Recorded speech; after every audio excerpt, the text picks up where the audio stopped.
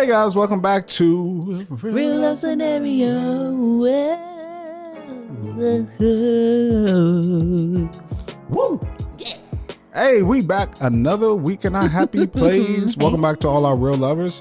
Shout out to all the new real lovers who have just visited this podcast for the first time. Welcome. And stay a while. Get comfortable. Leave reviews. Follow the show. Yes. You know, this is specifically for you. We're telling you to do something. Yeah, we put our people to work. We do. And also shout out to the ones that have been here since day one. We see you. We appreciate you. We love the love. And thank you for sticking with us. We so appreciate that. We appreciate it so much. So Rhonda, we're at the last days of January. So I thought it'd be interesting just to ask this question as we go into February. We're going into Black History Month. Yeah.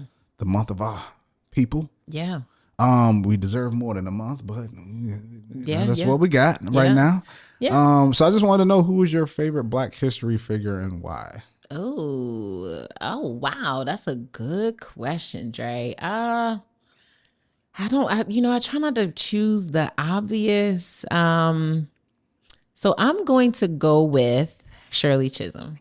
Okay. Yes. I think for one of the most obvious reasons is because she's a woman, and she was a very passionate, vocal woman who was unabashed about her thoughts and feelings on the mistreatment and the mishandling of African Americans in this country. And I appreciate all the work that she did, and especially in a time where it was already very hard to be Black. It was also very hard to be a Black woman. And I'm very thankful for the service that she gave. And I find so much joy in watching the women who have followed in her footsteps, whether it's Maxine Waters, Amanda Seales. You know, while she's not a political pundit technically, she is certainly a talking head, if you will, that is very passionate about Black people. And also, I do not want to mess up her name, so I'm going to get it right now. But every time I see her dragging Jasmine Crockett. Yeah, I was actually there when she filmed Amanda's show. Like I shot that episode. Oh, nice. Yeah, Jasmine, we see you, girl, and we love it. Gather them, drag them down, okay? Drag them down. So I feel like Shirley Chisholm was a pioneer in that way. I love that. Yeah. It's something about Black women, when they trying to make something make sense. They gonna get it. They gonna be like, I'm just trying to make it make sense. You tell me, because this is what I see. We're gonna go to step one, and then you did this, and then we got down here to step two, and this right where you lost me. So just make it make sense. That's right where you lost. So explain it to me. Your little, when she called that baby your little president. Do it, Jasmine. Do it. Do it. Well, since you asked me, who's yours? Who's man, I have to go with the cliche one. I'm sorry. Okay. But Martin is definitely, and it's just it's. I think that there's so many different ways to go about things when you're trying to create change, right? And you're literally talking about somebody who put their life on the line for what they believed in. Now I know that as you dig more into all the things that he's done in his life, that there was also times to where maybe he wasn't faithful and things of that nature. But I think there goes to say somebody who, during a time where social media was not a thing, he didn't have the YouTube or Twitter or Instagram or anything like that, but still to have the message heard and national and nationwide, to where the FBI is tapping your phone and things like that. Like, you're really influencing people, especially with the words, you know, with us being podcasters, like using your words to really reach people. And just, if you study him, the rhythm, his cadence, like how he puts together speeches, is just like something to be admired, with the dedication to a cause, putting your life on the line, but also just the technical aspects of the skill of speaking and influencing and getting people to buy into a movement, like the technical parts of that when it comes to speech and how you put things together are things that I really admire and look up to. So I was just like, okay, you know. He's a great choice, you know. So I understand that totally. Awesome. So let's get into our Real Lover review. Don't forget, give us your dedications too. Y'all remember the last episode with EJ and Brittany? Make sure to get them dedications. Please. So we want to put it out. We want to put out there. I want to read those all year long. Right? Yes. So this is actually a review. This is from Great. I'm gonna put all the numbers there too. You put your username pretty long, but Great 768539 Is that your phone number? I don't know. Is it social or something like that? I don't know. But this is an Apple review. 5-star review says, a new subscriber. Hi, Dre and Rhonda. I began listening to your podcast towards the end of 2023 and have been hooked ever since. I enjoy hearing your different perspectives in each scenario. I'm happy to be a part of the Real Lovers, and I look forward to seeing what 2024 brings. P.S. Tiff, I'm coming for your number 1 spot. Uh-oh. That's some competition over here. Oh, Tiff from Florida. From Florida. Tiff, be careful now. A new subscriber is coming for your neck. We like this. Is also the type of competition I like. Yeah, this kind of my kind of competition. Thank you, the great. All your numbers. We appreciate it so much. We appreciate you so much. And shout out to all our real lovers out there. If you're new, like we said, write a review, 5-star, let us know. We'll read it out here on the show. If you have a real lover dedication and you want to shout out somebody that you love. Yeah. And this would be a good gift too, is like you shout it out. And even if you do it and you like, hey, my partner's birthday is this day, so if it could be before this day, just let us know and we'll try and make it happen. So you can just be playing the podcast around the house and they'd be like, this shout out is to Brittany or this shout out is to Sarah. Y'all notice that Dre puts on this very sexy disc jockey voice, the late night and slow jams voice. Hey, baby. We going down to the real love scenario dedication. I love it. This goes out to Tiffany. Jermaine loves you. He's sending you a wink and a kiss, girl. Wink and a kiss. I love it. These also, I feel like they will also help me to remain very motivated, very, very motivated to find and have love. You got it. Yes. For sure. Shout out to all our real lovers. Now let's get to our real life love scenario. You ready for that? I don't know about this one. Yeezus, as some people call him, Kanye West, has been in the news. Just randomly, he's always in the news, right? He is. I think he got a standing spot. He definitely does. Like it don't matter what it is he doing. He could be taking his trash out. They gonna like, did we meet our Kanye quota for the month yet? Yeah. And it's like, oh, okay, yeah. we got him. Yeah. But he also gives you stuff to make news about.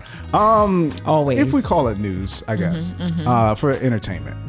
So Kanye West and his wife Bianca have been in the news lately because his wife has been seen out multiple times with little to nothing on her body, exposing everything.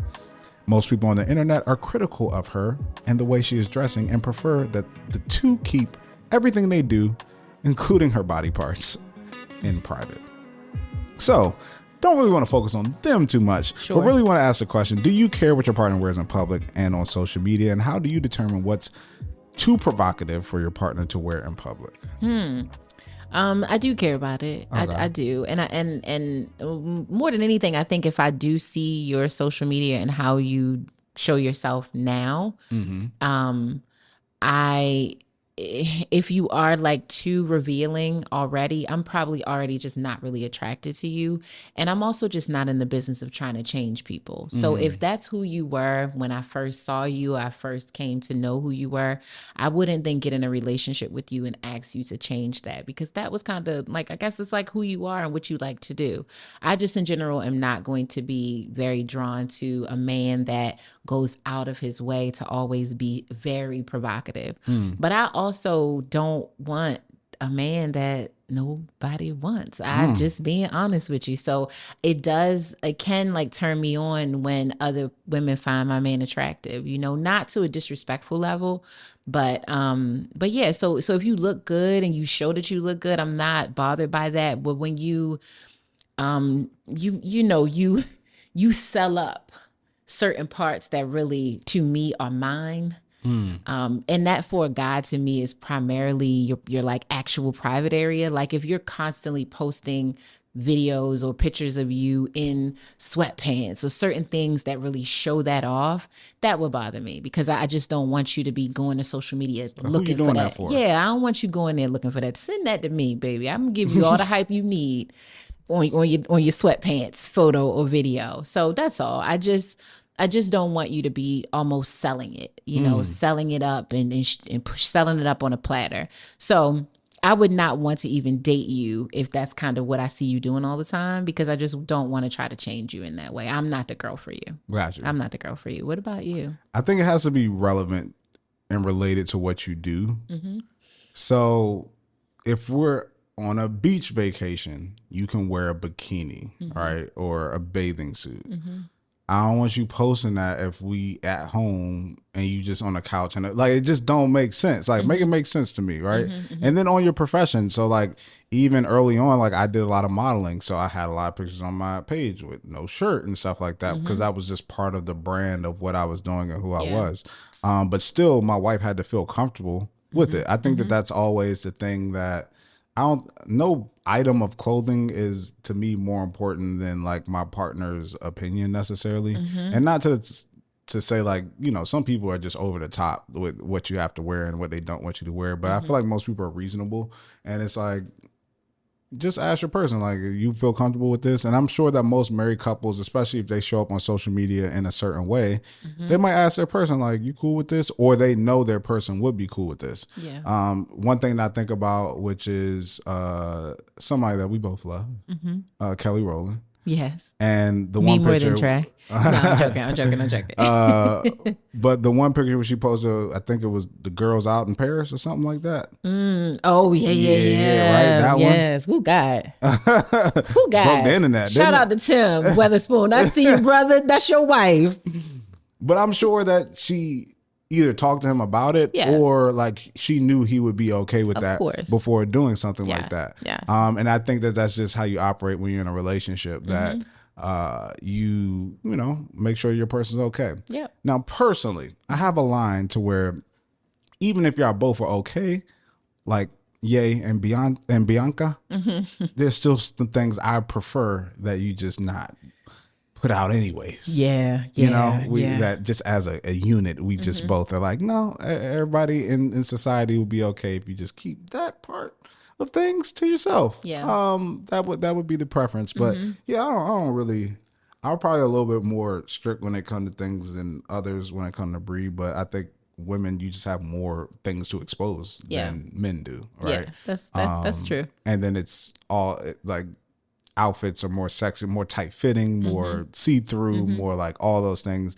You ain't seeing no man with no see-through Nike leggings or lace jeans and chinos or something like that. I mean, well, not saying there can't be men that do that. Sure. But most of times you won't see that. So it's less to be like, whatever about versus with a woman is just so much more. And then how like foaming at the mouths men could be when it comes to stuff, and it's just like, it's like throwing a bone to the wolves, Yep. So. It is. And I know we're not talking about Yeezy and or Ye, whatever he's called these days, and Bianca, but you can't even really say much of anything about how Bianca looks because he's dressing her. He's doing that. She's not choosing that, and I know we all know that. So.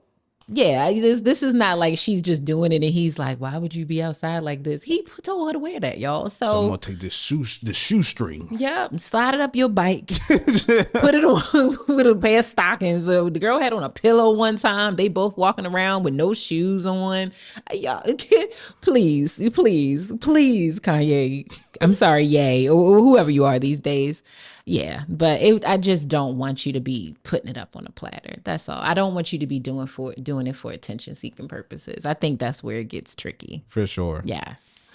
All right, Rhonda, getting quickly back into our real love scenario. This one should be a fun one because it's a little different than how we've done things in the past, but I think it'll be fun to do. I'm looking forward to it. Let's jump right into it. We hear from Anonymous, and Anonymous says, I'm currently in a relationship with someone extremely different from the people I usually date. This person is kind and patient, and he loves God. Dating him has taught me how to love God. He's genuine and honest. We're not afraid to discuss anything. I am tall and this person is way shorter than me, which is completely out of my comfort zone, but that still did not stop me from being with him because his personality supersedes the rest. One problem before we dated and at the start of his pursuit of me, we were attracted to one another like a lot. But as time passed, it started deteriorating for both of us. However, his started to grow for me again, but mine, for him, hasn't yet grown. We both reached a place where we know and are sure that we'd like to spend the rest of our lives together, but unfortunately, the attraction is still a problem. Any thoughts or advice? Thank you, Anonymous. Thank you, Anonymous. We appreciate it. Yes, we do. She said way shorter. Yeah. That must be by a dramatic amount. Gotta be. If she said way shorter. Good Lord. You get in the car after him, you got to move the seat back, huh? Wow. Wow. Dre got joke. You got jokes at the top of the you got jokes at the top of the scenario. Don't talk about a future husband like this. No, I'm just saying, like, I just always wonder, 'cause I'm not considered a tall man. I'm average height, I guess. But I always thought about that. A woman's like, do you want to get in the car and got to move the seat back? You want to have to move the joint up, right? Like, just like, a lot of women that like say, what? like, because I feel like a lot of women are like, I want a man taller than me. Yes. Right? Yes. Think about heels and all that. But I commend her because I'm like, it's all about the love that you have for somebody. So I'm glad that you are with somebody who you feel like is way shorter than you, and it's not your you didn't write them off for way that. of looking for a man, but you're still happy. I wonder if that leads into maybe the attraction issues or something like that. Maybe it could. But I'm just glad that you're willing to look past that, and I think that's really dope and cool. With me not being a tower of a man myself, I can appreciate that. Okay. So going into this real life scenario, I know, like I said, we're gonna do something a little different because I feel like this whole thing is about attraction. So I just want to dive deeper into that. Okay. And I want our real lovers to participate as you're listening, and just let us know if you agree with these things or not as we dive in everything. Yeah. So first thing we're gonna do is what really drives attraction. So looked up a few articles, and Business Insider had 12 biological factors, reasons why that drive attraction. I'm sorry.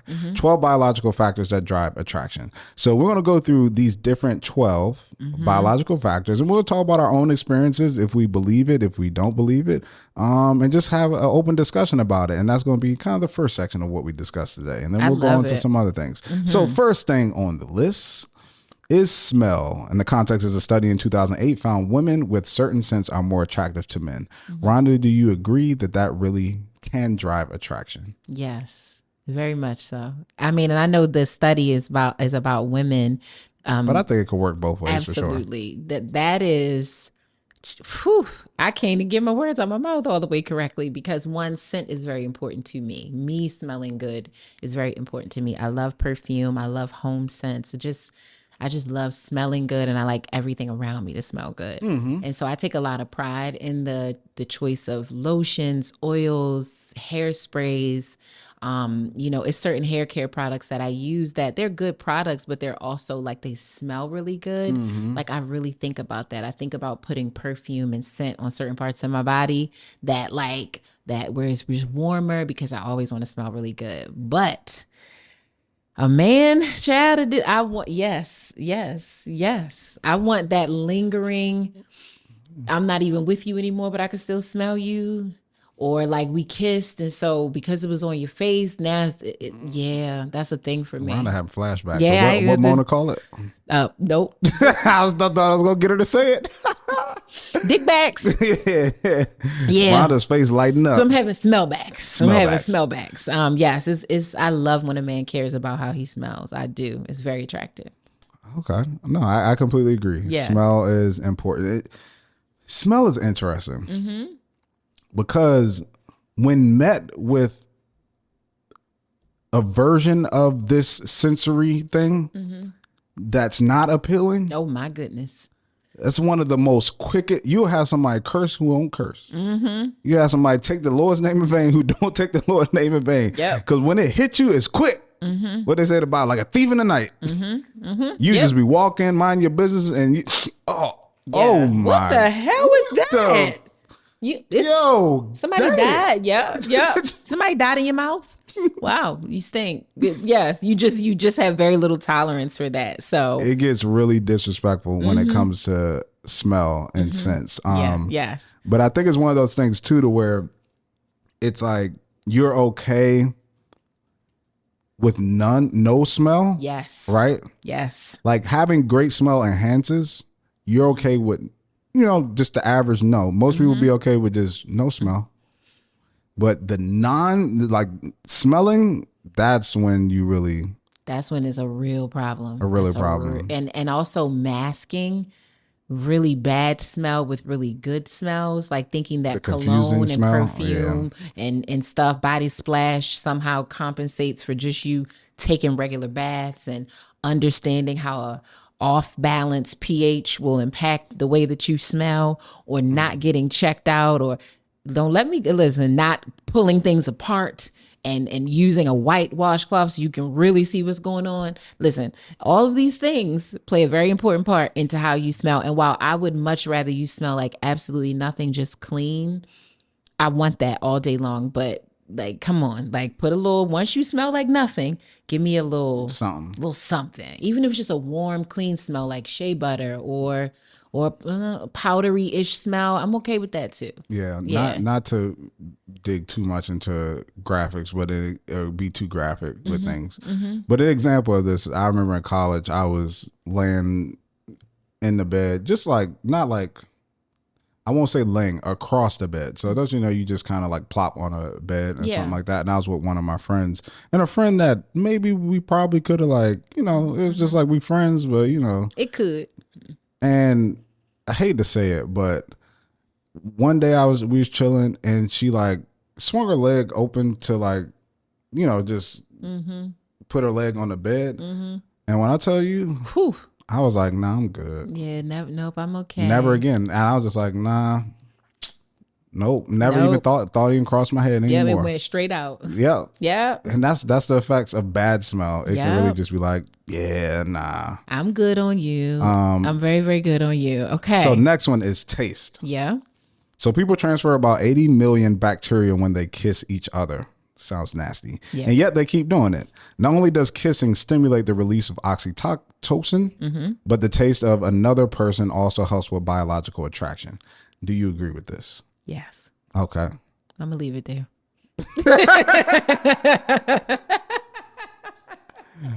Eat your pineapples. Eat your pineapples, drink your cranberry juice, brush your tongue. Brush your tongue. Thank you. Use a scraper. Water picks, everything. Yes, please. Please. Yeah, I think this is also very similar to smell, and we're not getting too much into it, is that no taste is that is the goal. That is the goal, yes. Right? Now, if there's something that is a better tasting thing, then that can enhance an experience. But a foul tasting thing just makes it even just worse. Yeah. So that's something that we both can agree on there. Yeah. We'll just move to the next one. We'll have to dive deep. We'll have to dive deep into that one. Smell and taste being that close to each other, that's crazy. Go ahead. I mean, your nose and mouth right there. Diet. So what you can eat can also have an impact on how attractive you are. A small study from 2017 found that women were more attracted to sweaty men who ate diets high in produce than men who had more refined carbs like pasta and bread. Essentially, the research concluded when we eat healthy, we might smell healthier too. But I think this goes into like appearance and everything. Like diet plays a lot into a lot of different things. So what's your thoughts on that? Yes, I agree. I will say, as a person who is, overweight, I'm not ashamed to say that. This is just simply the truth. I am sometimes not okay with how I might eat something, or I'm looking at myself and I'm like, damn, you gotta chill this week. You had. I really want a Cinnabon. You just made me think of that. God. Yeah, you want to be bad, and sometimes you're very turned off by your own eating habits. But I think for me, what's more unattractive is when you just don't sometimes have that. What is it called? Like that internal meter that checks yourself. That like you tell yourself like, okay, like that's enough. Or like, you know what? I had a wild week this week. Like I had a burger and fries and let me go hit the gym. I have that internal meter and I like it when a person that I'm dating has that too. But interesting, the thing that I thought about with diet is not even just what a person eats. I've been very turned off by how a person eats. Like that is something that is very unattractive to me. Ain't nobody coming to get you, brother. Yeah, like take your time. And like I think that sometimes men think it's okay for them to eat. Some men think it's okay for them to eat in like a barbaric way because they're men. But smacking and food being all over your mouth or that's childish. Yeah, that around diet specifically, I just don't like. I will be very attractive if you chew with your mouth open. You want him to cut his lamb chops, or you okay with him picking it up by the bone? I'm okay with him picking it up by the bone, depending on where we are. If we are at home and you want to do that, cool. If we at a place that's like pretty casual, where dining etiquette is not that important, that's also cool. But if we're in a certain setting where picking up anything by the bone is not like, you wouldn't pick up a piece of chicken like that. You wouldn't pick up anything like that, where you should use a knife and a fork. I would like for you to know when that's appropriate and when it's not. But in general, I don't care. You know what else is funny? As a person who loves to cook, what's more of a thing that's unattractive to me is when a guy I'm dating has a lot of dietary restrictions. Yeah, I met a girl who didn't eat. She was allergic to seafood, shellfish. I was like, dang, I don't know what we. So you can't cook it either. Like you can't touch it. You can't. You can't make me no crab legs. That's crazy. We're gonna. Yeah, I'm a Maryland boy. I'm sorry. I don't know. This gonna work out. I'm sorry. This seems shallow, but it is what it is. So yes, and I know that what you eat plays a part in what you smell like too. So that makes all these things make sense to me. What do you think about diet? Because I know you and Bree are very intentional about your health, and I think as a married couple, you guys look like you're very intentional about your health. So I'm sure this is important to you. Yeah, for sure. I think somebody being conscious about it is attractive, right? Mm-hmm. Is that like I'm being conscious about my health and what I'm eating, what I'm putting in my body. That's attractive. I think what, like you said, what it leads to from a physical standpoint is that first, the health of your teeth and stuff like that can help with that. Your appearance. And one thing, I watched a video on fashion, right? Men's fashion. And it was talking about like, you know, what's the best clothes and things to wear to pair together for men's fashion. The first thing that they said in the video was, if you want to look better, is be healthy. That if you have a great physique and body, that you'll look better in a lot more things than if you don't. Yeah. And that just comes with proper dieting and working out and things like that. So I can see why that can drive attraction, because if you're being a healthy person or the healthiest version of yourself, then you'll probably be more attractive. Like everybody has a baseline, right? For where they are, depending on your genetics and things like that.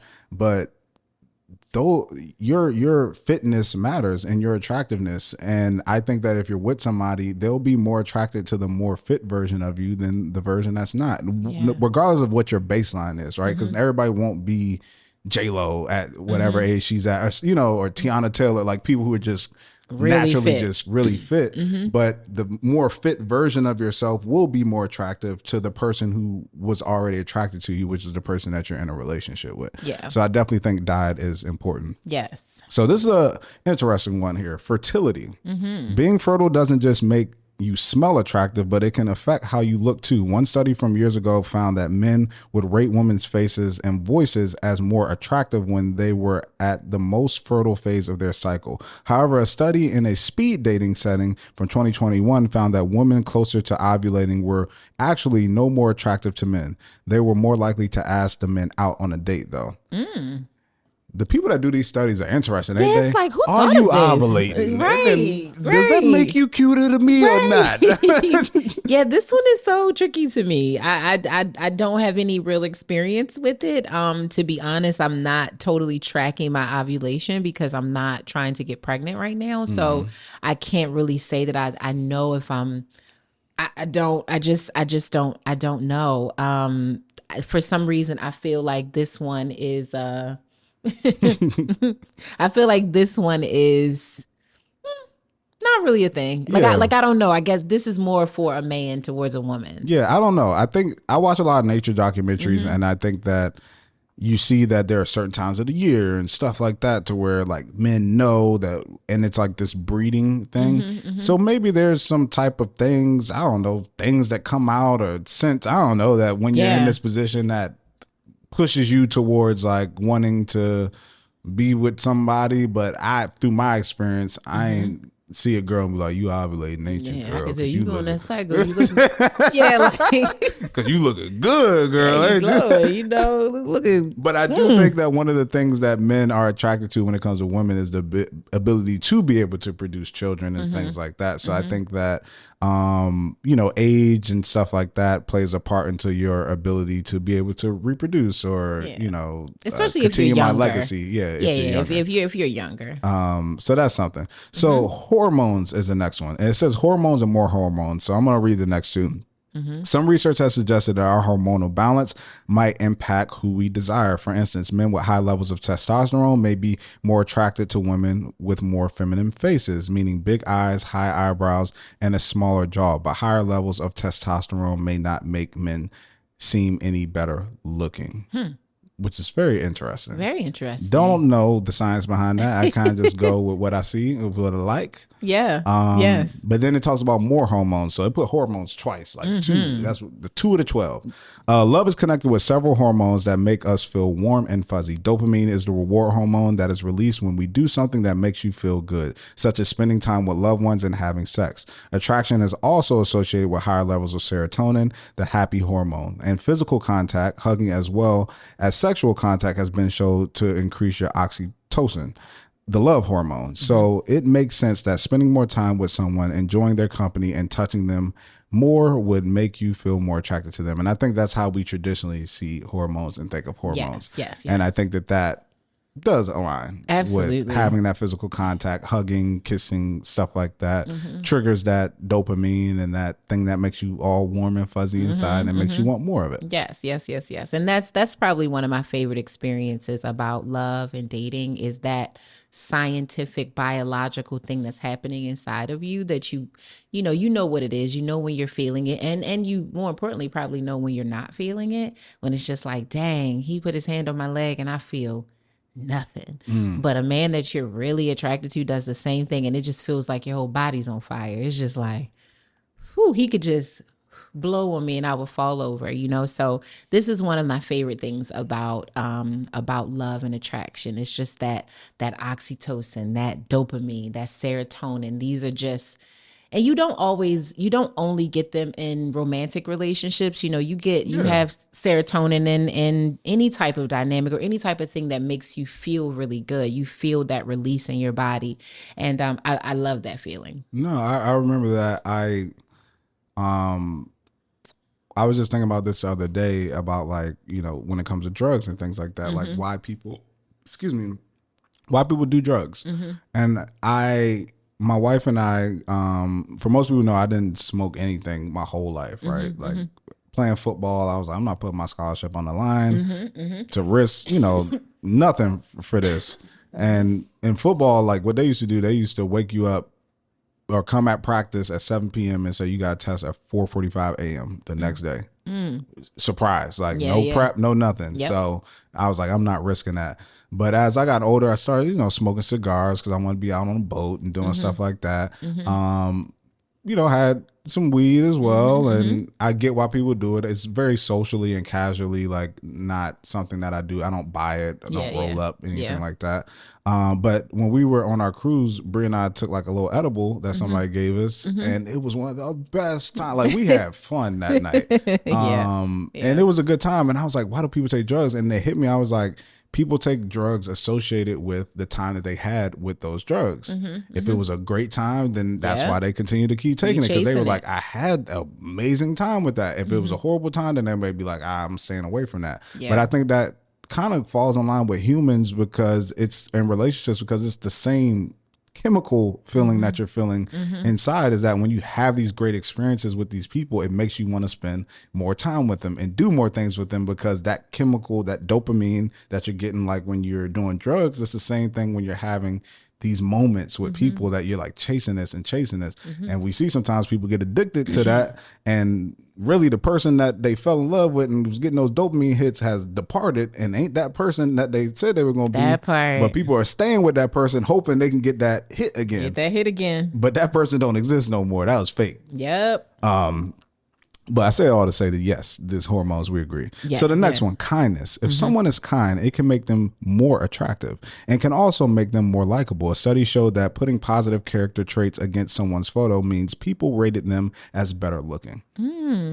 That's that. Now, kindness is very attractive to me. Oh yeah, and not just kindness towards me, kindness around to anyone that I see you interacting with. I am very attracted to that. I love. I'm just picturing it in my head. Y'all out on a date, and he's like, "Oh, baby, can you hold on 1 second? Man, I can help you with that." Yeah, I literally saw this happen yesterday. Like I was having tea, and it was a couple sitting there, and the owner of the little tea shop, she was bringing a bunch of stuff in the door, and the guy that was on the date, like jumped up and offered to help her, and I was just like, yes, like that is so attractive. And I'm looking at her like, you did good, girl. He's a nice man. You know, it's a very, very nice man. So how they address people, how kind they are, it can be very attractive. And I just think kindness, it's to me, one of the most beautiful characteristics that you can have, because it costs you nothing, as the saying goes. And I think going a little further, just to be not just nice, but truly kind, thoughtful about what you do and what you say, and being helpful, is just very attractive. For sure. Yeah. And I think when it comes to a lot of these things is that the negative part of the spectrum of kindness is just so unattractive. Yeah. Right? It's like just being mean is just so unattractive. For sure. That it's just like, yeah, just be kind. It doesn't cost you anything, and it definitely makes you look better. Yes, and you makes you more likable, as the study says. So I agree with that one. All right, this one, voice. One study found that women prefer men with low voices, especially just because they started ovulating. Y'all get right. Hey, ladies, I'm messing with you. There could be something inherently biological in this, as deeper voices have been linked to producing healthier children, and in the wild, lower pitches is associated with being bigger. Huh? What bigger means? Don't know. We'll leave that to the imagination. Sure. But what do you think? Have you fell in love with a voice? Yes. For sure. Like I have fell in love with a voice like in my real life. And there are certain celebrities whose voices that like I am very attracted to. Rick Ross is one and Jeezy is another. Rick Ross has an amazing tone. Yes, he does.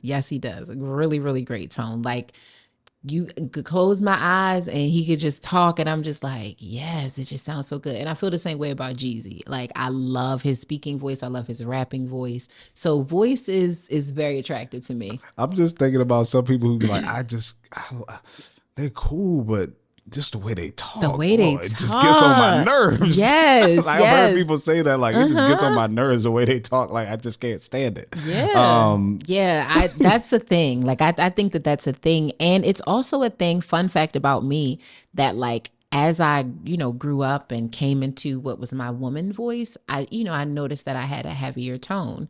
And at first I just didn't like that. I wanted to have more of a maybe not mousy, but just a lighter tone, because I thought that was seen as more like feminine or more attractive. But I've come to really appreciate my tone. I think that it is calm, and I do still think that it's very feminine, even though it is a little heavier. So I've been complimented on my voice a lot. It's just very interesting. Yeah, Christian, I saw that. Yes, but like outside of Christian, but yes, I've been complimented outside of him. But yes, that's my friend. He loved me. I love you, Chris. No, it's always interesting that women, try to, in their minds, because sometimes a guy don't even have to say it, try to be more feminine, depending on what they were born with. I know women who might be 6 foot and they're like, I wish I was just like shorter, because that seems more feminine. Yeah, because it's like my guys that I could talk to are limited, all these different things. So that's very interesting. Voice is definitely like a thing for sure. Yeah. So were you like wildly attracted to Bree's voice in the beginning? Because I know you all, like, I remember when you guys first started dating, you talked a lot because you weren't in the same city. I don't know if I was wildly attracted. I think it's also one of those things to where, like, if you have just a normal voice, I'm like, I'm cool. If it's annoying, then that could be like, Yeah, I got Jesus. you. But it's funny, we were going through old pictures because I'm one of those people who save everything and just upload it to the cloud, and now I'm organizing all that stuff, and we're looking through like old vlogs of us like first year in, and her voice is just so different now, and we were just talking about that. It's like, you sounded like young. She sounded young back then, and now it's different. So that was just really cool to see. But yeah, I've dated girls with, like, a good accent, boy. Like, if somebody from a certain region, like that accent just... Ooh, it makes, not saying that it makes for a lasting relationship, but that initial attraction, it'd be like, hey, that's sexy. Like that ooh. Shout out to Idris Elba and his wife, who also has a beautiful voice and a beautiful accent. Yeah. So voice is definitely something that is attractive. Yes. All right. Being similar.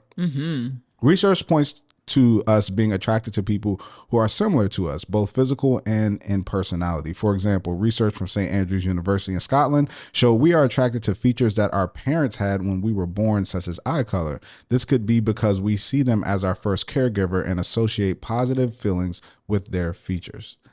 Yes. That's very interesting. Yes, like I'm going to talk about that part too, but I think this just goes without saying. I think, being aligned in a lot of things it brings about harmony. You know that you can have joyous moments together because you like to do some of the same things or you think the same way. So there's not a lot of pushback on certain conversations. It doesn't feel adversarial because you're similar in a lot of ways. I also think the physical similarity piece is definitely a thing, because like we talked about with diet, like you'll often find people who like to work out together. Like you a woman who loves to go to the gym is probably going to date a man that loves to go to the gym. A woman who doesn't really go to the gym, or she may be larger, she probably is more attracted to a man who is also the same way. So I think all of that makes sense. But the part about being attracted to the features that our parents had when we were born, I think like when you first hear that, it sounds creepy that you would be attracted to something that your mom has or your dad has, because it's like creepy. But I very much understand this. And for me, this is going to sound wild, but it is what it is. Here we are. I love boat legs. Love them. Like it's a random. You a lot of women. Yes. I feel like fall into that. It just makes the walk appear a certain way when it's the right kind of boat legs. And my father was bow legged. That's got to be the first man that I saw with bow legs. And I think what I associated it to specifically with my dad was that he walked in such a way of power and command, and his bow legs, like he was tall and he was a slimmer guy, but something about how he walked just exuded like confidence, and his shoulders were back. And so it was not just his legs, it was the whole thing. And so yes, like if I meet a guy and he's bow-legged, that is, he get an extra point for that. It's not a requirement, but it's a nice little extra point.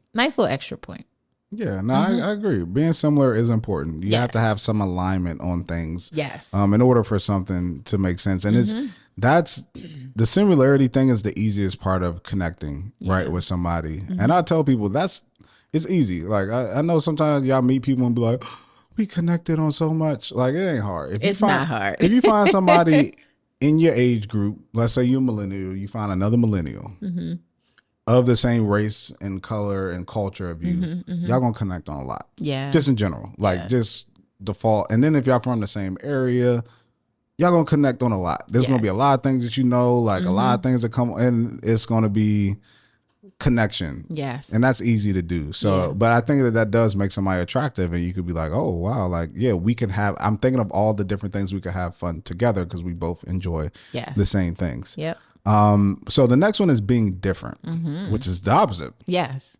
But sometimes opposites do attract. For instance, if you've lived a sheltered life, you might gravitate towards people who have had extremely difficult experiences. And I know that that's something that, opposites do attract. Yeah.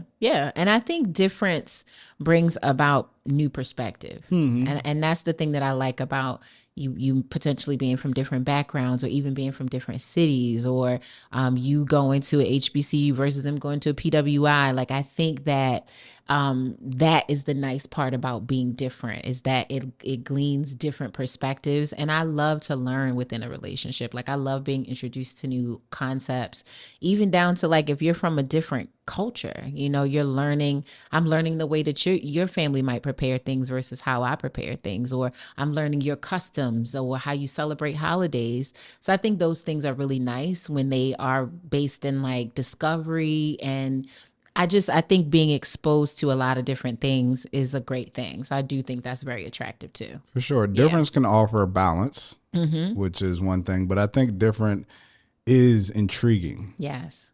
And some of us like a certain level of like spontaneity and the ability to be able to experience something new, like you said. And I've dated a girl before who I was like, oh yeah, she's not going home to meet my mom or my dad. But this is fun. Like this is something completely different than anybody ever dated before. And I don't think she saw me as that. It was just like we were both like, there's something different. She was of a different culture, so it's like, could this, you know, it's like maybe, but nah, we just having fun right now. But it was just different. And that's what attracted me. I was like, I ain't never, you know, dated somebody like this before. So we're going to have fun. Like this should be cool. And that was attractive to me. And I think, like I said, those experiences, doing something that you haven't done before, trying something you haven't tried before, is fun. Yes, it's cool. I agree.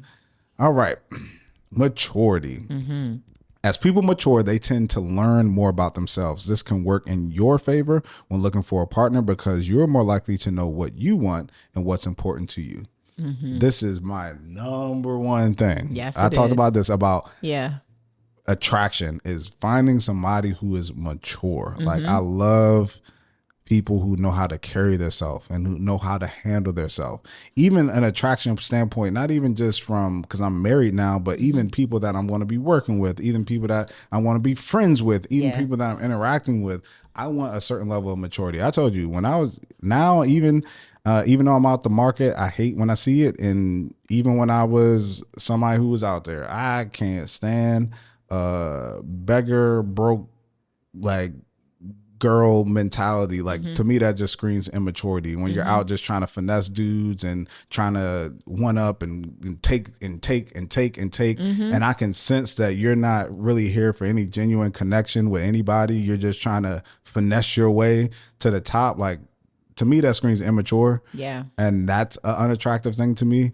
And then now that I'm at this old age of 30, I can start to see the difference between like younger women and older women. It's just a different way of carrying yourself. You know, obviously I go out, have single friends, and, you know, I converse, talk to people, and I can tell the difference when a girl's like talking and how she's interacting. It's like, oh, she's like 22, 23 versus like a woman who's like 34, 36. Like just go about things differently. And that's not all women. There are some women at a younger age who do carry themselves with a certain level of maturity. So not saying that, but maturity is so big to me. I think even with my wife, the number one thing is like, how do you carry yourself? Like, how do you present yourself? Because that woman, I think you have to understand that's a lot of time what separates you from, or will separate you from, a lot of other women that a man is dealing with. Because don't judge if a man will sleep with you by how much he like you. Yeah. That's not it. And so many women do that. It's like, oh, like he like me, he kissing me, he doing this, he sucking this, he touching this. Oh, he must really, really like me. Yes. Nah. The guy that the woman that he sees like this could be a wife is how she carries herself in a certain manner. And that's the woman that he's looking at like, oh yeah, she would be wifey material, versus the one who sexually I would do anything to, because he only keeps you or holds you in a certain regard. So the way you carry yourself is so important, and I think women feel the same way about men too. Yeah, that's it. I love a mature man, and an emotionally intelligent man, a man that is calm in his approach, that even really understands how like attractive that can be to just remain calm when everything around you is telling you not to. Like a person that's not quick to anger, that knows how to control the room, you know, even like I think that all of that is like housed under maturity. And for sure, like even if we're having issues or, you know, we're having challenges, that you just handle it in a mature way. You don't stoop to levels that other people around you stoop to. I think it's wildly attractive. And I also think, like you said, it's not age specific. You know, I have certainly met and dated people that were younger but very mature, and I've also dated people that were older that were very immature, you know, or met people that were older that were very immature. So I think it's very person specific, but maturity is definitely a thing. And I love that the study talks about how sometimes when you get older, that it's attractive to you when you find someone who's mature and know what they want, because you do too. You know, you have arrived at that station. So it becomes super important to you to have that. So the more that I've gotten in touch with like my emotions and my maturity, the more that I've found that very attractive. Yeah. Yes, for sure. And last but not least, number 12, facial traits. There are certain facial characteristics that are proven to be attractive much of the time. Sometimes it's facial symmetry, but other times it's crooked smile or unique beauty spots that make someone stand out. Averageness and simple faces are often considered most attractive, possibly because standard faces represent a more diverse set of genes. So I agree with this because I'm a face guy. They always say, "Oh, butter boobs." I'm like, face. Yeah, let's start there. I always start there. I ain't dating no butter faces, as they would call it. Oh my God. As they would call it. And if for people who don't know what that is, that means that everything look good butter face. Damn. Damn.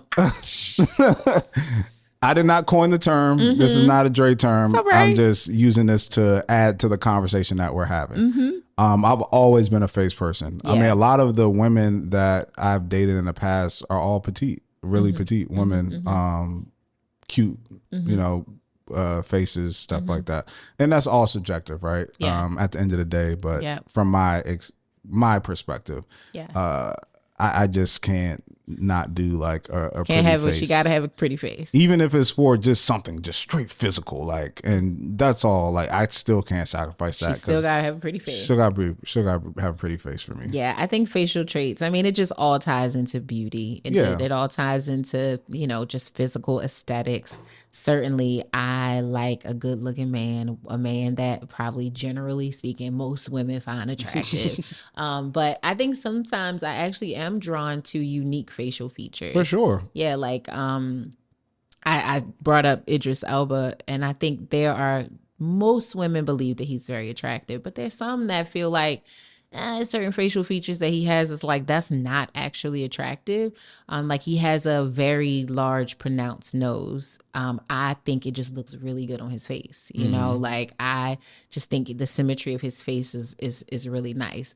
But Idris is like the whole package. Like, it's all of him head to toe. But yeah, I like unique features. We talked about Jonathan Majors in the last episode, and it's like 50-50. Like, 50% of women can see his uniqueness as very attractive, and others are like, butterface, you know, great body, talented actor, everything but a face. But his face, I can't do his face. So for me, it's I think I used to like pretty boys, or what we called pretty boys, when I was younger. Like, I liked the traditional, what they called a pretty boy, a lighter skin, maybe light eyes, curly hair, very athletically built. The older I've gotten, that has changed. And I'm not a person that is fond of a particular skin tone. I'm not fond of a particular nose size. I just gotta feel it. When I see it, I know when I like it. It's just kind of really that simple. And it doesn't matter to me if anybody else finds him attractive, as long as I do. For sure. Yes. And I think for me, it's also like everything plays a part into it for me, like hair, all that stuff. Like the whole thing. And I think with facial traits, I always go back to, even when I was younger, I was like, the universal standard for beauty. It's like, I feel like, and this may be wrong, but like how people were when it came to Halle Berry, especially like Boomerang Halle Berry. Seemed like you built her in a lab almost, like facial symmetry, like just pure, just like universally beautiful. Not a lot of people you'll find where it'll be like, yeah, she just doesn't. It's like just universally like symmetry, cheeks, like nose, just eyes, like she's just Yep. universally just a good looking person. Yes. Yeah, she is. And then even as a guy, like I hate when guys be like, they see dudes and they be like, I don't know what he don't look like. Like, I see guys and be like, oh no, that's a good looking brother. Man. Like, he's not bad. Like, yeah, I hate that for y'all. I really hate that. So whatever has made men feel like saying another man is good looking is like, I can't say that. Like, it's okay. Like nobody thinks that you want him. Nobody thinks you want to date him. You got eyes. And attraction is attraction is attraction. I forgot to say this, but one thing about a man that I do really, really like is a nice set of lips. If you don't have nice lips, that's going to be a challenge for me. Like if you have very thin lips, it's not like I feel like I have nice lips. Mm-hmm. So I want you to have nice lips. Like nice Cupid's bow, full. Yeah. This is crazy. Like the things I got made fun of when I was like younger. Didn't they glow up? Didn't they glow up for you? Whoa, same. Dark skin, big lips, all that stuff, and same. It's like, yeah, same. That's why honestly, when y'all try to talk smack about my teeth, let me tell you, I done hooked some brothers with these teeth and these lips. Okay, so she's not worried. She's not worried. So yes, I love a good set of lips. Awesome. All right, let's go to the next part of this. Let's dive into a little bit. Is attraction necessary? So 2 questions for you. Can you have a lifelong partner without attraction? And do you know any people personally who do not prioritize attraction? I think that my short answer is no. I don't think that you can, at least not for me. Let me speak for myself. I cannot have a long-standing relationship with someone that I am not physically attracted to. Like, I can be attracted to lots of other things about you. I can think that you are spiritually attractive, that you're kind, that you're a good friend, that you are a good dad. I can be attracted to your work ethic and how you respect people. All of that is great. But if I take all of that away and if I just look at you and I don't feel attracted to you, it's not going to work for me. It's just not. I need to have that carnal physical attraction to you. I just do. I need to see you coming in the room and feel like, yep, I want to feel that. I want to touch you. I want to kiss you. I want to hug you. And all of that to me is rooted in being physically attracted to you. So it couldn't work for me. But I do know people who are in relationships, even marriages, who don't have a very strong physical attraction to their person. And I think it's really just because they don't prioritize that. They prioritize all the other things I talked about. So realistically, there is still attraction, but they are just more attracted to the other parts of them. They're more attracted to their business acumen. Mm-hmm. They're more attracted to how they show up in a relationship, how thoughtful they are. They're more attracted to those things, so they're willing to sacrifice the physical part of the attraction for the other parts of the attraction. But for me and mine, I need a nice little balance of everything. Those people that you know, are they women? Yes. For sure. I don't know a man that does not prioritize physical attraction. I'm going to do a test one day. Mm-hmm. And I'm going to poll a group of men and a group of women. Okay. And I'm going to say first, I'm going to give a lineup of maybe 5 guys, 5 women, based off of the pure attractiveness of them, rate in order from 1 to 5. Which one you would want to go on a date with, right? And then I'm going to add their careers for the next version of that and what they do, and then ask them to do the same thing. Yep. I bet the women's list will change a lot more than the men. Yeah. Because if that number one dude, if I was like, yeah, he a delivery man at Domino's, and the dude that was number 3 or 4 is a CEO of such and such, or owns such and such, it's like, I might move him up a little bit. Domino's might, or there'll be a whole bunch of questions. So what are we actually doing? Like, what are we working? Are we just having fun? Yeah. Is the Domino's job a part-time job? Does he work somewhere else full-time? Is he in between things? Like, is he just trying to get back on his feet? But I bet the men's list probably won't change much. Yeah. It's like, oh, she a bottle girl at... Cool. That's fine. That's fine. That's fine. Okay. That's fine. For the most part, I don't disagree with you. I think there are certain professions that a woman would have where, depending on the man, would be like. But we all know what those kind of we know what those are, and we not judging. No, but, not but judging. Sometimes they do. Yeah, yes, for sure. Yeah. But I think you can, right, have a lifelong relationship without attraction. Because I feel like it leading to the point that you already just said is that some people just don't prioritize sex, which is one of the main things when it comes to physical attraction, is being sexually attracted with your person. Yeah. And as I get older, I learned that some people just don't prioritize sex. Yeah. And I've met people who really are best friends with their person, and they are great at the mechanics of relationships. Like they got it figured out, and they enjoy the time with their person, but it's just the whole physical thing just isn't there. And I think, like you said, maybe there's a different type of attraction to other things that isn't like this physical thing. And I understand that people can do that, because there are a lot of people who are friends with people, and it's just like, but again, Rhonda said, for her, for me, no, I could not do that. Like, what does that look like? What? Huh? Yeah, I don't it's even... like pushing you to try to, like, nobody wants to cheat, but goodness gracious. Yeah. How long I got 20 years, 30 years with not being attracted to somebody that I'm with? That's going to be hard. Because the sex is the one thing that we all universally agree that if you're in a monogamous relationship, you can't do with somebody else, right? Yeah.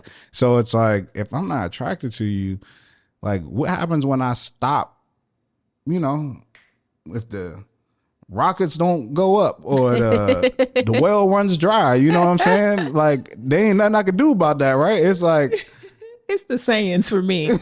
Yeah. Like, what? There's nothing I can do. It's like, I'm trying. I'm sorry. Like, I don't listen, and I am not, thanks to how y'all handled me when I talk deeply. Talking more about her personal situations at all. But just take it from me. Take my word for it. If you've been here since the beginning and you've watched every episode, you know that I thought that I could do this, and I learned that I truly couldn't. And I would always discourage someone from trying to push past this. Yeah. If you notice it, right? Because I think you have to notice it. If it doesn't come up for you that this is not a thing, like you don't feel there's a void, even though you're not necessarily doing a lot of sexual things, but you still feel very fulfilled and very happy, it doesn't feel like a void, then fine. But if it feels like a void, don't ignore that. But I think also you have to recognize, which going to your scenario, is this something that's fixable or not? Yes. It's like, because sometimes it's like, maybe somebody did put on a few, or something changed, or, the way that they treated you, something of that nature. But then there's some times where you go through everything and it's just like, it's just not really there. It's just not really there. So the good thing with this scenario, though, is that they were attracted to each other at one point. So I do think there is a possibility to regain that attraction. Yeah. Something happened. For sure. But that's a good segue into our last part, getting the attraction back.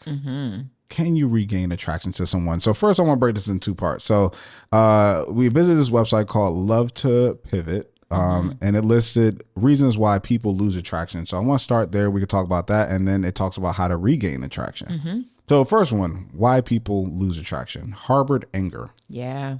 Holding on resentment and anger can quickly turn to loss of attraction towards your partner. Yes. When a person is putting on a mask and hiding anger, they may not feel attracted to their partner. The distance can breed resentment that adds to the stored anger. Yep. All day. That is the probably number one reason that I have lost attraction in a situation. Like, just something happened and I can't.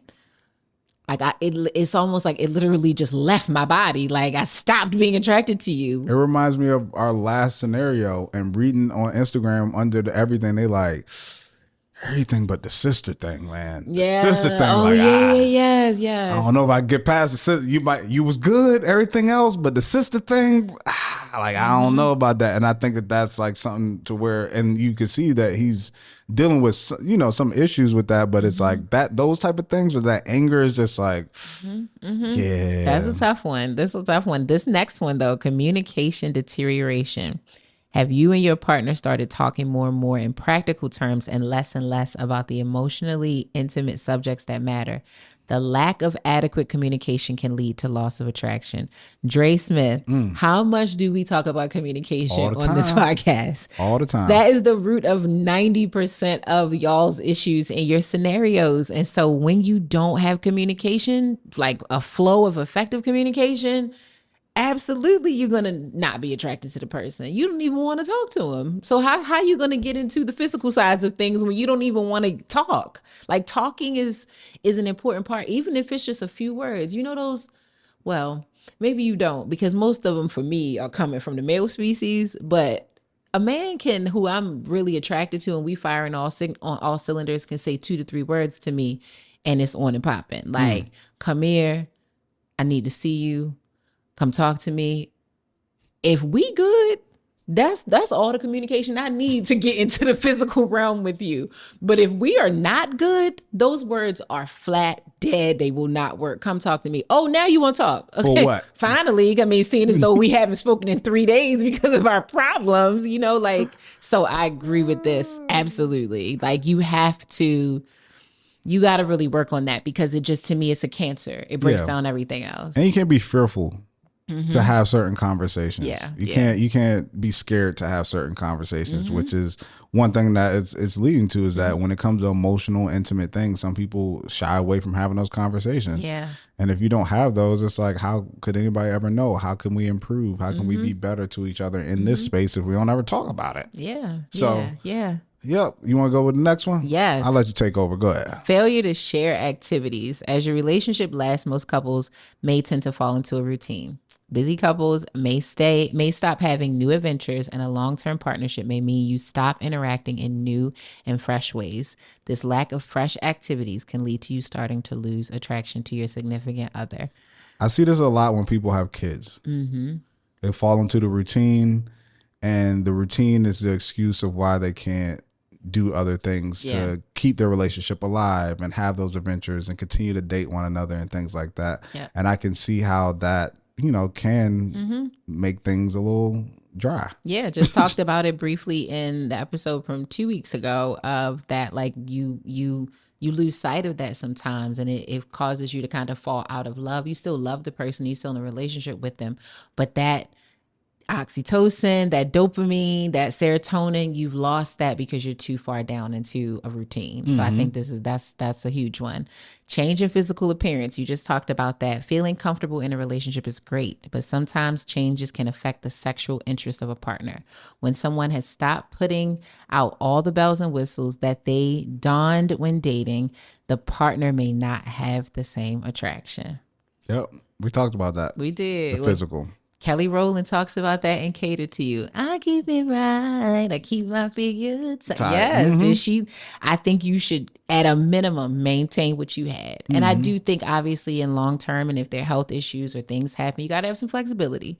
But in general, I would like to still be dating the person I dated from the beginning. That'd be great. And I will say, for those who, and I know that, you know, we get the Samuelites who give men bad reps and names and stuff like that when it comes to what they are saying out their mouths and reading from their word, their Bible. Yeah. The Bible of Kevin. But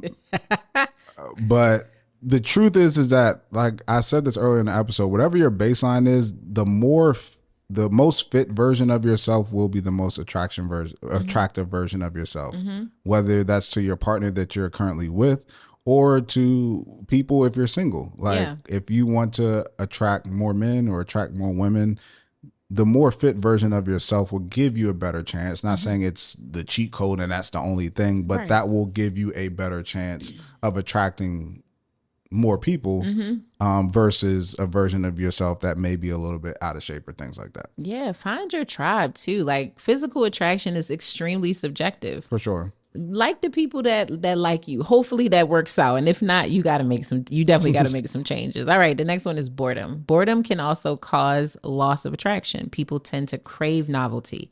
And once there isn't any, the feeling of familiarity becomes all encompassing. When people feel bored and stagnant, they easily begin to lose zest for life and lose attraction to their partner. That is one of the biggest ones to be unattractive. It's just like, I've met people like that, or heard people say, like, they're cool.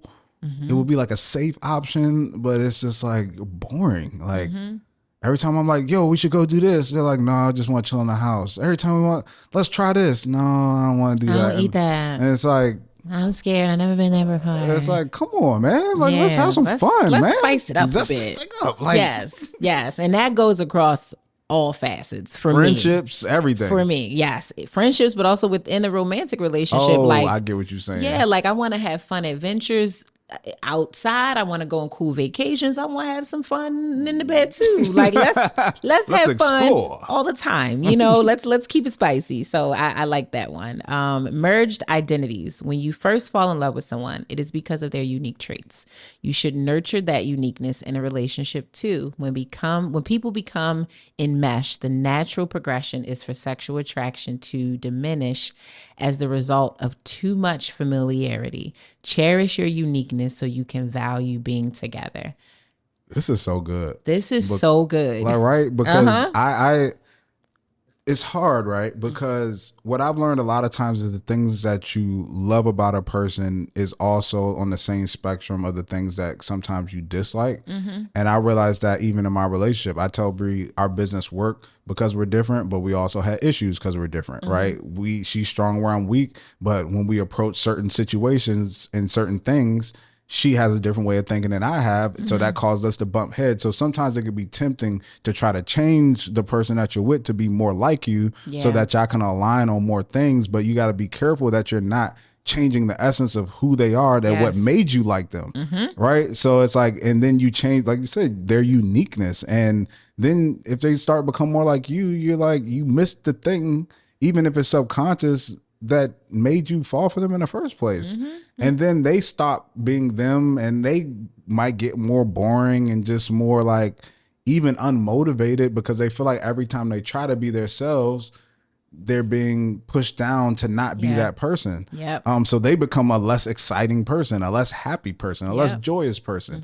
So yeah, I completely agree with this. I don't want you to be who I want you to be. I want you to be the best version of who you are. And that's what I'm most attracted to. So keep your uniqueness. It's likely a big part of why I'm attracted to you.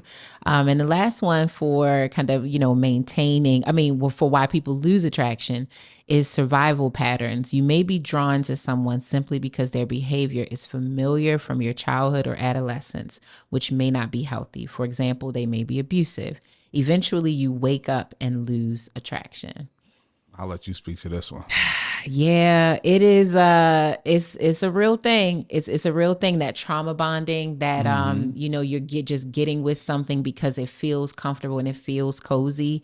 Again, without going into too far into my scenario that was around this, but that was a part of it in a way that like I found so much comfort in him and in ways that I just never had in any other romantic relationship, but also that I didn't have with my own dad. And so in many ways, he represented such a positive experience for me in that way. And I wouldn't say we trauma bonded, but it made me ignore or minimize the fact that the physical piece was not there, because that was such a beautiful thing about who he was as a man. And it was, and it always will be. I cannot ever take anything away from him for that. I learned so much about myself and I got healthier through that relationship in that way, but it was not in any way going to replace my need to be more physically attracted to him, because I am who I am and I want what I want, just like he was who he was and he wanted what he wanted.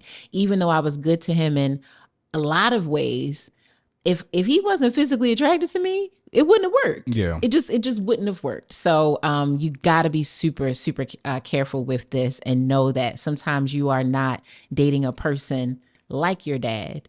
You're actually trying to create a father-daughter relationship in your romantic relationship, and that's not okay, and it's not healthy at all. For sure. I mean, a version of this is something that I definitely do endorse. It's that wake up and smell the roses. Like if you had that trauma bond or you were in something abusive and then you see the light and you wake up and smell the roses and you're like, yeah, why am I in this?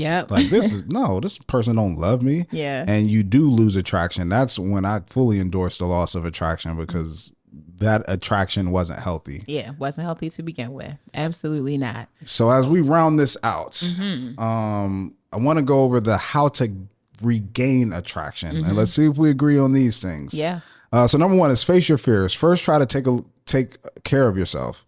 Your own emotional problems might be causing loss of attraction between you and your partner. Be honest with yourself and your own life issues. Stress, mental health issues, physical health, or baggage from your past can all affect the way that you're attracted to your partner. Yep. You have to. You cannot be anything to anybody if you're not really good to you. I agree wholeheartedly. And I think when you take better care of yourself, people want to take good care of you too. That's very attractive. I think that leads to confidence too, right? And confidence is attractive. Absolutely. I love it. I love to see a person that takes care of themselves and like treats themselves and really even says that, like, I'm having a self-care day today, or like I'm doing things to take care of me. I love that. I think that shows that you love yourself, and it makes me want to love you too. For sure. Yeah. Redefine attraction is the next one. There are many different ways in which you can be attracted to your partner, and attraction's more than skin deep. Emotional and intellectual attraction can also spark intimacy.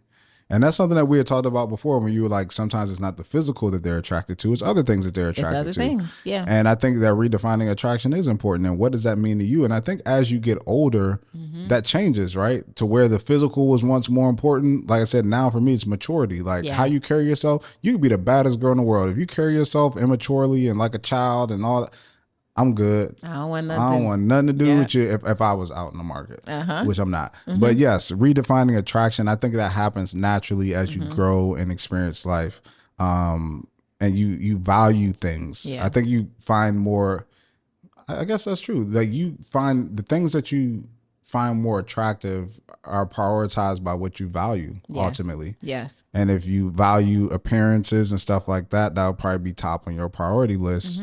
When it comes to what you're attracted to. But as like I said, sometimes you get older, stability, maturity, those are the things that you value more than attraction, because you learn when you was younger that just attraction ain't gonna do it. You need those other things. So then you value those things a lot more. So the only thing I would add to that is I think within a relationship, sometimes it's not even that you don't still value the physical piece. You just have it already. So it's like, I got that already. Now what? Now what else? That's when those other things become really important, because it's like, well, I already know I'm physically attracted to you. Now I got to figure out if I'm emotionally attracted to you, if I'm spiritually attracted to you. So once you check things off the list, you get to move on to other things. You get to check through those boxes. So the next one, you'll love this, love yourself. First, learn how to love and accept yourself in order to be able to love and accept your partner. Well, do we got to say anything else to that? That's it. Nothing, because that's exactly right. That's exactly right. You got to love you. How you expect somebody to do something for you that you don't do to yourself? You play in your own face and surprised that they playing in your face. You play with yourself. Pause. Ooh, okay. You know what I mean. We know what you know what I mean.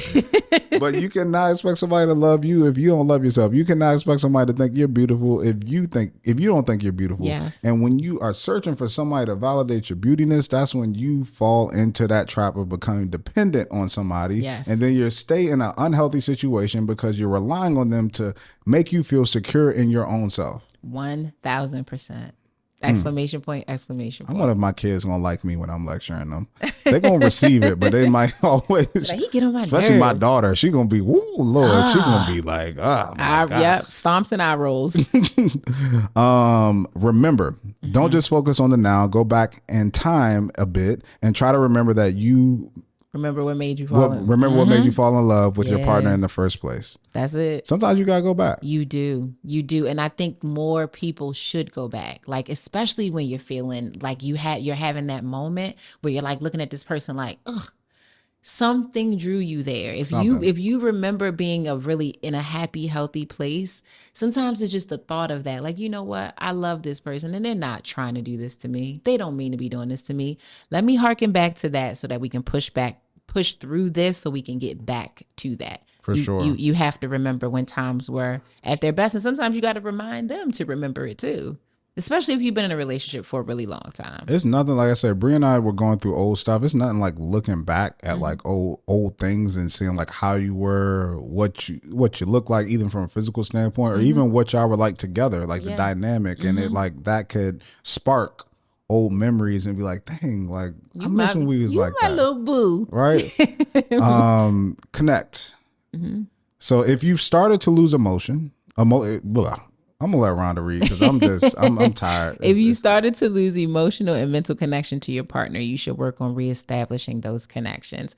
I think that's very, again, these are so straightforward. You don't have attraction if you aren't connected on things. I know that feeling of like, you know, when you like have a spat with your person and sometimes you just feel disconnected from them. They might literally be sitting next to you, but something about the heartstring is thrown off. If you can't get that re-sparked, I think it's very hard to remain attracted. So I always want to feel very connected. For sure. The next one is seek some thrills. Try to introduce some excitement to your relationship by going on adventures together. Focus on where you can bring novelty and freshness outside of the sex life. Yeah, because it's only going to enhance that side of it. That's basically what they're saying. That's a good one. Have you guys like gotten into any new adventures together, you and Bree? No, you guys travel, which I feel like you've always done that. Yeah, we travel more and more. We take long walks to different places, like just exploring different areas. So like the other day I found a route that like takes us through like a neighborhood. So it's like we get to see some houses, and then there's like an elementary school. So we see like the kids going in there. But then there's like a woods trail that you go through, and there's like a creek with like a little lake. And then it puts us out back by the Walmart by our house, and we're like, oh, you know, you can get there that way. So it's like cool. It's like discovery, like going on this adventure together, not knowing where we're going. It's like cool to do stuff like that. And I think that when you're in a relationship, the best part of relationships is experiencing new things with that person. So when you're able to do that on any level, that's always fun. Yes, I agree. All right. Next one is learn the language of love. All individuals have preferences in the way that they like to be loved. Some enjoy acts of service, others physical contacts, while some like words of affirmation. I'm one of those people. Try to translate your feelings into your partner's language. Plan a date night that incorporates both of your love languages. You talked a lot about this. So important. Yes. I dealt with this early on with my relationship with Bree. I was like, I'm doing all these things, and she's like, I know you love me, and I know that you care about me, but I just don't feel it. And that's because I was loving her in something that wasn't her primary love language. Because I think we all have all of them as a part of us, but I wasn't loving her in the primary way, which was physical touch, which is not just sex. Hand on the shoulder, holding hands. Like, those are the things that make me feel loved. And when you don't do that, I don't feel the love. So that is important to understand. And then that builds the attraction because, oh, now I love you. And then I'm reciprocating the love back to you. I love it. The next one is be independent, which is really interesting. It says, don't harbor resentment if your partner is not able to meet all of your emotional needs. It's unrealistic to expect so. Allow yourself to have friends and interests outside of your relationship. Ooh, this is big, boy. Huge. I'm clapping for this one. Oh my gosh. I've met people who... And I dealt with this initially when Bree first moved here, to where she didn't have no friends and I have friends. Yeah. And it was like everything I did, it was like, I want to be there. I want to be there. I want to be there. And I'm like, yo, we got to have like some type of break, a separation, to where you got your folks, I got my folks. Like, and that's how we do it. And I meet so many people who like, they have their person who's up their butt 24/7. And we're gonna realize their person don't got friends. And it's like, nah, sometimes you need that separation. Like, even when guys and girls are separately together with one another and not with their person, it's not saying that you don't have conversations. It's not saying you're having inappropriate conversations. It's just the conversations are different. Yeah. Like, if you're with your girlfriends versus with guys and girls, like what y'all talk about, what y'all may expose or, you know, discuss, how you discuss it will be completely different if there are men around. And sometimes you need that time to just be with other women or be with other men to discuss things that you want to discuss. Yeah. Yes. I cannot enough. Seriously. It is so important. We are supposed to be interdependent, not fully independent. It is crazy to expect anybody to be able to contain and manage and receive every single part of you. It's just not even fair. It's too much pressure to just be that responsible for someone. Think about it. Like, I'm not a parent, you're not a parent, but one thing you hear very consistently about parenting is the weight of the responsibility. It is because you have to do everything for that child. You have to do, and for a long time. So if that is a parent-child dynamic and it's a weighty job that parents do, not always easily, but they do it, do you really think that I should have to do that for you and you're not my child?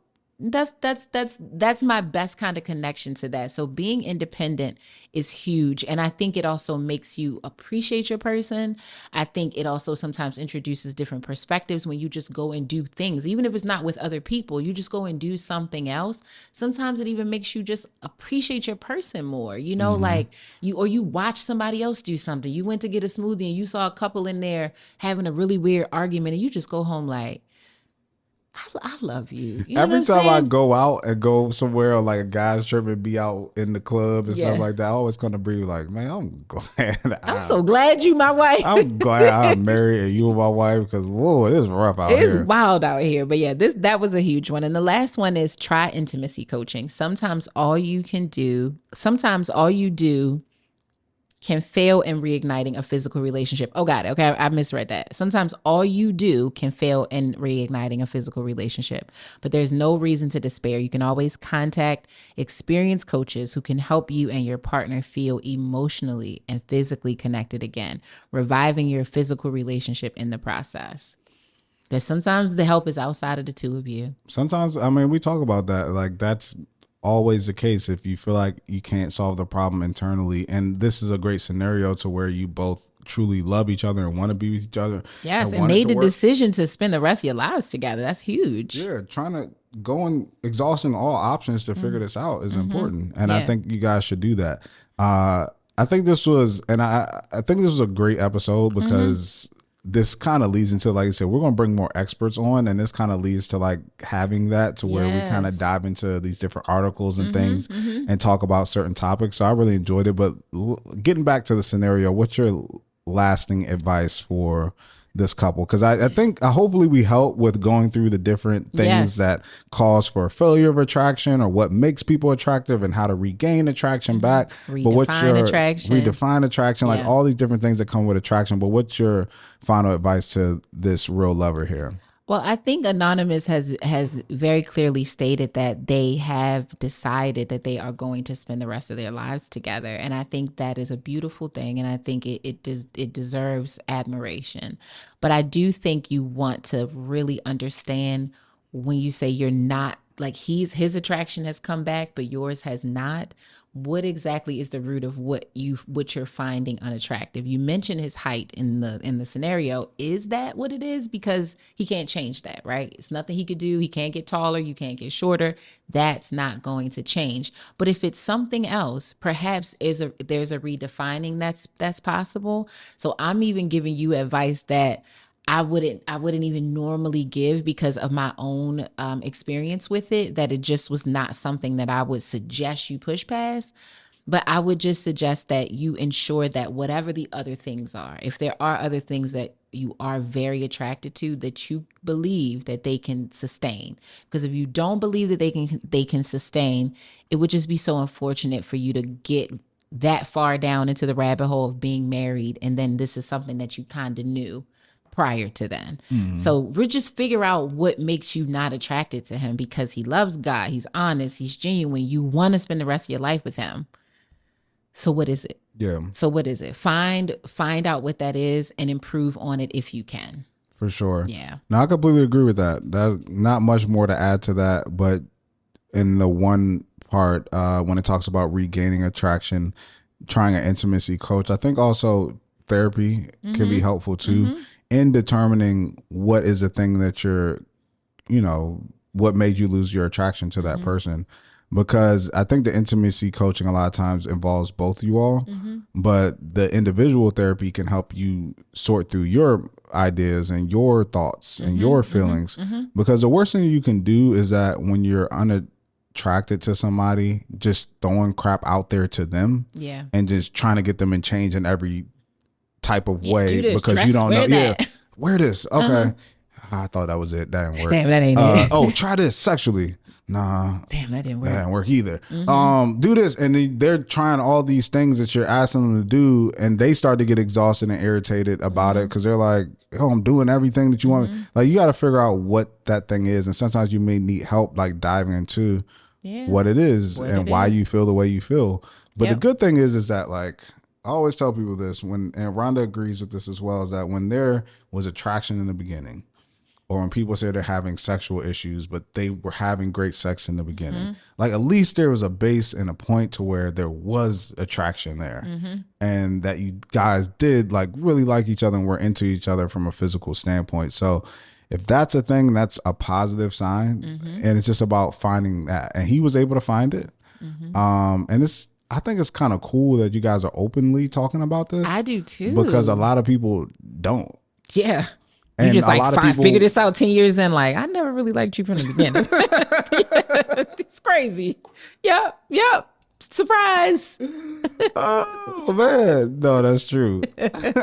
No, I'm glad that you guys are talking about this. I think that's a sign of maturity. The guys that you guys are open to just having that discussion. And I think that because you guys are intentional, you guys were attracted to each other at one point, then you'll figure this out. I'm encouraged that you guys will figure this out. Yes. You got good bones, as they say. Exactly. That house got good bones. We hope we were able to help you with love and updates. So please keep us posted. If you want to write in, you know where to find us, relationshiprestore.com. Click the contact button and write into the show. Share, like, comment, leave a review, because that's very, very, very, very, very important. And follow us on socials. I'm at Ronnie Cakes. Yeah, it's Dre Smith. And at Relationship Restored. We'll see you next week. Peace.